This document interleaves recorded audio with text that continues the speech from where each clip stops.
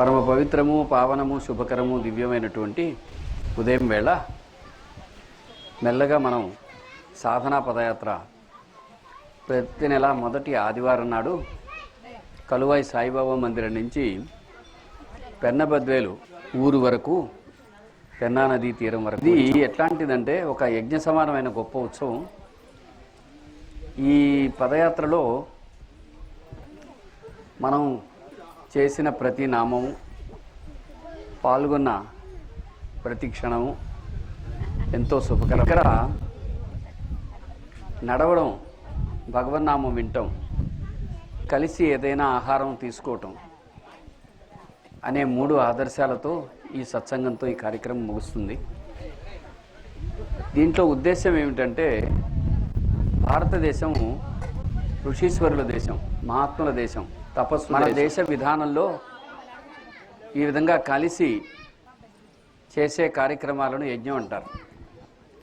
ఆ విధంగా ఇప్పటి వరకు ఉదయం నిద్రలేచాము, వెంటనే సాయిబాబాకు ముఖ్యం నమస్కరించుకొని భగవన్నామం వింటూ ఇక్కడ దాకా సాగి వచ్చాం.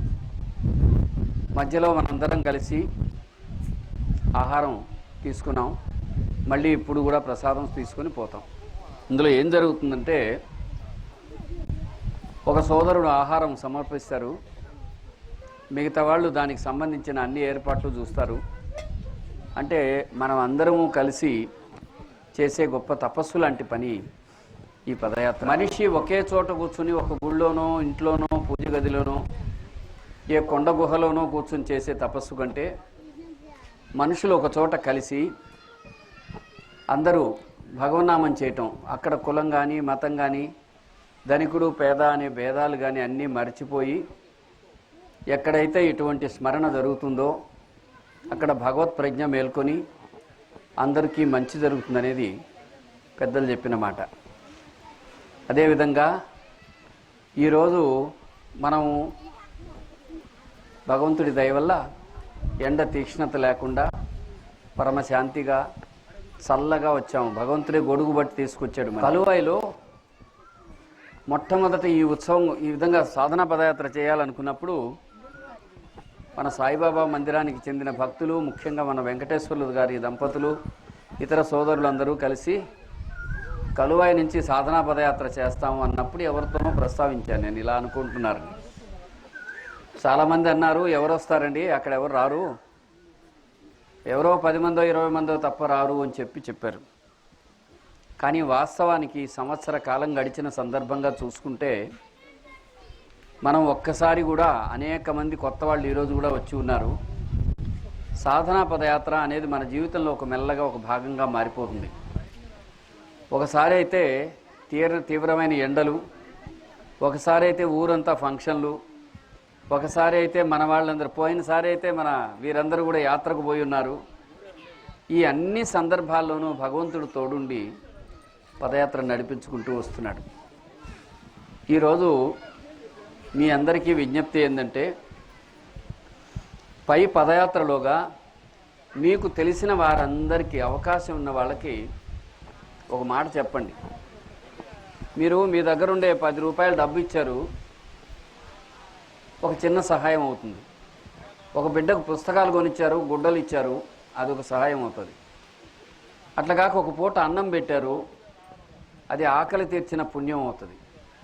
కానీ గొప్ప పుణ్యం ఏమిటి అని గన ప్రశ్న వేసుకుంటే, భగవంతుణ్ణి, ఆధ్యాత్మికతను, సాధనను పరిచయం చేయటం. అంటే సాధన అంటే ఎలా? ఇప్పుడు మీరందరూ ఎంతో పెద్దవాళ్ళు, వయస్సు ఉన్నవాళ్ళు, అనేక వయసుల వాళ్ళు, అనేక ఉద్యోగం చేసేవారు అందరూ ఉన్నారు కదా. ఎప్పుడైనా ఎక్కడైనా ఈ విధంగా భగవన్నామం చేస్తూ మన ప్రాంతంలో నడుస్తూ వచ్చిన సందర్భం ఉన్నదా? ఇంతకు మునుపు లేదు. ఈ పనిలో ఎంత గొప్పతనం ఉందంటే, వేసే ప్రతి అడుగు కూడా భగవంతుడి స్మరణతో నడుస్తుంది కనుక మనకి, లోకానికి చాలా మేలవుతుంది. కాబట్టి వీలైనంత మందిని దానికి పరిచయం చేయండి.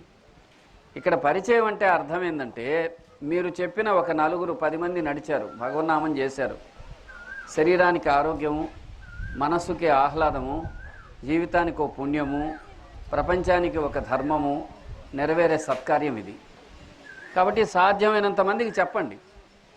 అయితే వాళ్ళు వస్తారా రారా మనకు అనవసరం. మీరు రండి, మేము వస్తాం, మనం అందరం కలిసి నడుద్దాం. అది ఉత్తమమైన ఆదర్శవంతమైన పని ఇది. అట్లాగే నేను ఎలాంటి కలలు కంటూ ఉంటాను, ఎవరి ఇంట్లో అవకాశం ఉందో వాళ్ళు కొంత ఆహారం పట్టుకురావాలి. అందులో నా 3 ధర్మాలు పాటించాలి.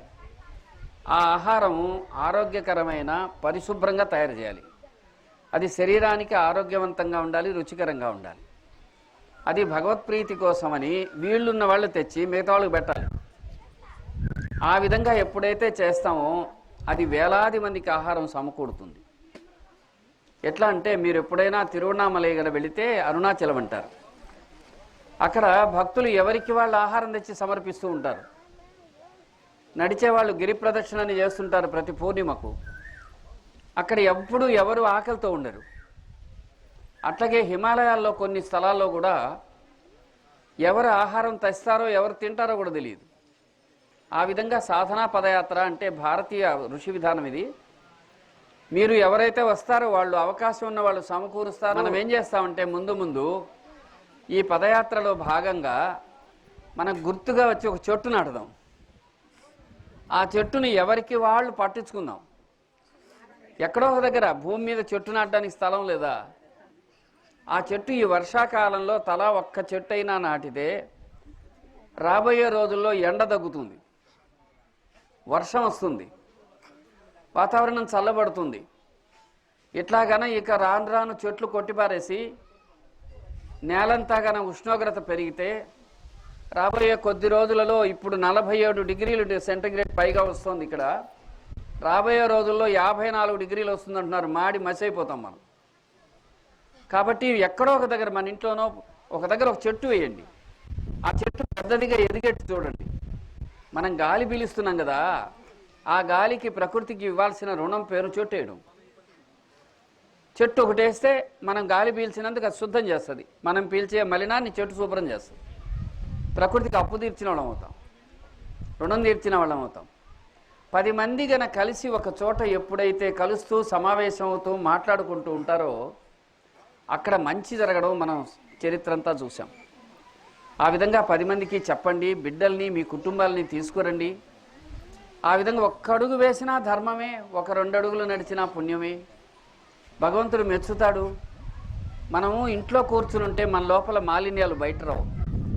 10 మంది కలవగానే మన లోపల అసలు ఉండేటువంటి మలినాలన్నీ వచ్చి శుద్ధం అవుతాయి. కాబట్టి అంతరంగ శుద్ధి కోసం చేసే గొప్ప పని ఇది. ముఖ్యంగా మనలో ఏ ఒక్కరైనా ఎక్కడికైనా, ఒకరు తిరుమలకి వెళ్ళారు, ఒకరు కాశీ వెళ్ళారు, ఒకరు హిమాలయాలకు పోయారు, ఒక పుణ్యక్షేత్రానికి వెళ్ళారు. వాళ్ళు ఏం చేయాలంటే మన అందరి తరపున ఒక నమస్కారం చెప్పాలి. అది మన సంస్కారం అవ్వాలి. అంటే ఇప్పుడు మీరు తిరుపతికి పోయారు, మీ ఛార్జీ పెట్టుకొని మీ ఇంట్లో వాళ్ళు వెళ్ళారు. కానీ స్వామి అదిగో మా కలువాయిలో ఉండే ప్రతివారు, పెన్నబద్వేల్లో ఉండే ప్రతివారు, సాధనా పదయాత్రకు వచ్చే ప్రతివారి తరపున ఓ తండ్రి నమస్కరిస్తున్నారంటే ఏమి నష్టం? కానీ అందులో ఒక గొప్ప పుణ్యం అనే విత్తనం నాటినట్టు అవుద్ది. ఎట్లంటే మనలో ఎవరు వెళ్ళినా అందరి తరపున నమస్కారం అందుతూ ఉంటుంది. అది ఉత్తమ సంస్కారం అన్నమాట. ఆ విధంగా మన వెంకటేశ్వర గారు వాళ్ళు అంతా వెళ్ళి చార్ధామ యాత్రని వెళ్ళి అక్కడంతా మన తరపున నమస్కారం పెట్టి వచ్చారు. మనందరి తరపున మన సోదరులు ఒకరు వెళ్ళి నమస్కారం పెట్టి రావడం మనందరికీ కూడా అది ఉత్తమ ఫలమే. అట్లాంటి కొంచెం మంచి అలవాట్లు కొన్ని పిల్లలకు అలవాటు చేస్తే ఉదయం బయట వెళ్ళేప్పుడు దండం పెట్టేలా, రాత్రి వేళ నిద్రపోయేటప్పుడు పరిశుభ్రంగా దేహం ఉంచుకొని ఒకసారి దేవుడికి దండం పెట్టి పడుకోవాలి. పుస్తకం ఎదురుగా పెట్టుకున్నప్పుడు ఒక్క నమస్కారం పెట్టుకుని ఆ పుస్తకం తీయమని ఆ పిల్లవాళ్ళు మంచి సంస్కారం వస్తుంది. పుస్తకం అంటే ఏముంది, కాగితమే కదా, దాంట్లో ఏముంది, మనం డబ్బులు పడేస్తే వచ్చింది అనుకుంటే అతడిలో అంత సంస్కారవంతమైన జీవితం రాదు. కాబట్టి మీరేం చేస్తారంటే ఇంకొక గొప్ప విషయం నేను చెప్పాలనుకున్నా ఈరోజు. ప్రతి సాయంకాలం మీరు మీ బిడ్డల పట్ల బాధ్యత ఉన్న వాళ్ళైతే, తల్లి కానీ తండ్రి కానీ తాత కానీ ఎవరైనా కానీ, మేనత్త కానీ ఎవరైనా, మేనమామ కానీ, ఒక 5 నిమిషాలు 10 నిమిషాలు ఆ పిల్లలకి ఏదైనా కథ చెప్పండి. దగ్గర కూర్చోబెట్టుకుని వాళ్ళు ఏం చెప్తారో వినండి. లేకపోతే ఏనైనా ఈరోజు ఏమైంది, మీ స్కూల్లో ఏమైంది, నువ్వెవరితో ఆడుకున్నావు, ఏం చేసి, ఏమైనా చెప్పనివ్వండి. ఒకటి వినడం, 2 ఒక మంచి కథ చెప్పడం. దానికి మీరు తయారవ్వండి. ఏం నష్టం? ఒక మంచి కథలు ఎన్ని లేవు, ఓ లక్షల లక్షల కథలు ఉంటాయి. ఒక కథగానే చెప్తూ వచ్చారంటే ఆ పిల్లలు బాగుపడిపోతారు. వాళ్ళని ఎంతసేపు టీవీ చూస్తే 100 గంటల టీవీ చూడడం కంటే 10 నిమిషాలు మీరు చెప్పే కథ వింటే ఆ బిడ్డల్లో మంచి సంస్కారం వస్తుంది. అట్లాగే మీరు ఇప్పుడు పిల్లలు ఇంకా కొంచెం స్థితిపరుల పిల్లలంతా ట్యాబులని అవి ఇవి పెట్టుకొని ఎప్పుడు ఆటల్లో వాటిలో మునిగిపోతున్నారు. అది మానసికంగా ఆరోగ్యానికి కూడా మంచిది కాదు. కాబట్టి మీరేం చేస్తారంటే బిడ్డలతో గడపండి. అప్పుడు ఇప్పుడు ఎప్పుడైనా వెంకయ్య స్వామి గురించి చెప్పండి. మీకు ఒకటి తెలుసా, అదిగో అక్కడ కనిపించే ఆ సోమశిల ప్రాజెక్టు ఈ లేని రోజుల్లో వెంకయ్య స్వామి మాట చెప్పాడు, ఇక్కడ కట్ట వస్తుంది అని. అందరు నవ్వారు. కట్టేంది ఇక్కడేంది వచ్చేది ఏంది ఏనో పిచ్చాయని చెబుతున్నాడని. పైగా ఆయన ఏం చేశాడంటే పార తీసుకొని ఇక్కడి నుంచి అక్కడికి ఒక కట్టేశాడు. మట్టి కట్ట వేస్తా ఉంటే చూసిన వాళ్ళంతా నవ్వారు. ఈ పిచ్చోడే అమ్మ ఇసుకలో కట్టలేసేది అని. కొందరైతే మరి కిండలు పడుతూ ఏం కట్ట వస్తుందయా అని అడిగారు. మట్టి కట్ట అని చెప్పాడు ఆయన. ఇంత మీ కలువాయిలో పెనబద్వేల తిప్పలో ఎంతమందికి తెలుసో నాకు తెలియదు, మన దాన్ని ఎర్త్ డ్యామ్ అంటారు. ఆ విషయం చెప్పిన ఆయన ఎంత మహానుభావుడు. కాబట్టి 10 మందికి నీళ్లు, పంట, ఆరోగ్యం బాగుండాలని ఈ ప్రాంతానికంతా డాక్టర్ లాగా ఆయనే వాళ్ళని మంత్రించి వాళ్ళకి మందులు ఇచ్చి ముద్రలు ఇచ్చి కాపాడాడు. కాబట్టి అట్లా వెంకయ్య స్వామి గురించి, రాముడి గురించి, కృష్ణుడి గురించి, శివుడి గురించి, రామకృష్ణ పరమహంస గురించి, రమణ మహర్షి గురించి, షిరిడి సాయిబాబా వారి గురించి, వాళ్ళ మహాత్ముల గురించి ఎన్ని కథలైనా చెప్పండి. పిల్లలు బాగుపడతారు. మీరిచ్చే వారసత్వపు ఆస్తి ఆ ధర్మం అవుతుంది. లేకపోతే బలహీనమైన సంతతి తయారైపోతుంది. ఇప్పుడు మన పిల్లలు విదేశాలకైతే వెళుతున్నారు కానీ వాళ్ళ లోపల వాళ్ళు చాలా అసంతృప్తి, కష్టపడే పరిస్థితులు ఈనాడు ఉన్నాయి. ఎందుకంటే మనం ఎంతసేపు వాళ్ళని కాన్వెంట్లో వేసేస్తే ఆడన్నీ వస్తాయి అనుకుంటున్నాం. రావు. నీ ఇంట్లో శుద్ధమైన వాతావరణం లేకపోతే కాన్వెంట్లో వచ్చిన చదువు చాలదు. కాన్వెంట్లో ఉండేది మనమే కదా, అక్కడ ఉండే టీచర్లు మనమే. కాబట్టి పిల్లలకు కథ చెప్పడం, కొంచెం దగ్గర కూర్చోబెట్టుకోవటం, వాళ్ళతో ఏదైనా మాట్లాడటం చేయండి. ఆ పిల్లలు బాగుపడతారు, గొప్ప వారసత్వం వస్తుంది. ఈ విధంగా సత్సంగం అంటే కేవలం భగవద్ లీలలు చెప్పుకోవటమే కాకుండా మనందరికీ ఉపయుక్తమయ్యే విషయాలు చెప్పుకునే పద్ధతిని సత్సంగం అంటారు. మీ రూపంలో ఉండే పరమాత్ముడికి నమస్కారం. ఈరోజు మన ఈ కార్యక్రమానికి అవసరమైన ఆహారాన్ని వీటన్నిటినీ ప్రత్యేకంగా మన సోదరుడు వెంకటేశ్వర్లు గారు వారు ఈరోజు సమకూర్చినట్టు తెలిసింది. నాకు చాలా సంతోషం. అది ఎలా ఉండాలంటే వ్యక్తిగా ఒకరు కానీ, ఒకరిద్దరు కానీ, కొందరు కానీ, లేకపోతే అందరం కలిసి కానీ సమకూర్చుకొని కలిసి తినాలి. అప్పుడు అది యజ్ఞ సమానమైన ప్రసాదం అవుతుంది. మన ఇంటికి మనం వండుకొని తింటే అది కూడా దేవుడికి పెట్టి తినమని ధర్మం. దాన్ని వైశ్వదేవం అంటారు. సాయిబాబా ఏం చెప్పారు? అతిథి సేవ అని చెప్పారు. అట్లా ఇక్కడ వచ్చిన మనం అందరమును ఒక చోట కూర్చుని ఆహారం తింటే అక్కడ భగవత్ ప్రజ్ఞ మేల్కొంటుంది. ఆ విధమైనటువంటి సత్కార్యం ఇప్పుడు మనం ప్రసాదం తీసుకుందాం. మనం గనుక జాగ్రత్తగా భగవత్ స్మరణ చేస్తే, మన పదయాత్ర ఉత్తమంగా గన కొనసాగుతూ వస్తే మన బ్రతుకులు, మన గ్రామాలు, ఇదిగో ఇటువంటి నదులు ఇవన్నీ సుభిక్షమై మన బ్రతుకులు మరింత అభివృద్ధిదాయకంగా ఆనందంగా ఉంటాయని పెద్దలు చెప్పారు. ఆ విధంగా ఉండాలని ఆశిస్తూ, అభిలషిస్తూ, భగవంతుని స్మరిస్తూ వచ్చిన ప్రతి వారికి స్వామి రూపంగా నమస్కరిస్తూ, సాయి రూపంగా ప్రణమిస్తూ మీకు నా నమస్కారం. సెలవు. కలుస్తూనే ఉంటాం.